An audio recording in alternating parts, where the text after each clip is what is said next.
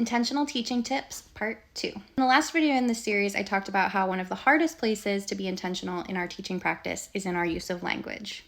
And in large part, this is because there are so many common phrases and words in the United States that we use all of the time that we don't ever really think about the deeper meaning behind. So today I want us to think about one phrase that is used often in the United States and think about how we can rework that in our classroom to be more intentional. And today's phrase is kill two birds with one stone. I'm sure you've heard this phrase. It is basically a phrase about being efficient. You do one action, like throwing one stone, and it has two outcomes, like killing two birds. So you're being efficient with your time and energy. Now, I've heard lots and lots of teachers say this over the years because teaching is a demanding job where we have a lot of things to do, and so being as efficient as possible is always a win.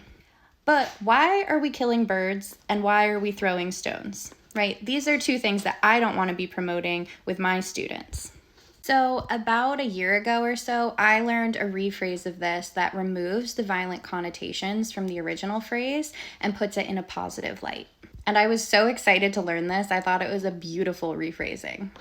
And my cat thinks it was a beautiful rephrasing too, which is why she has joined us for the reveal. And that rephrasing that I learned is to feed two birds with one seed. And I think this is really beautiful because it promotes caring and kindness. We are feeding and nourishing and taking care of each other.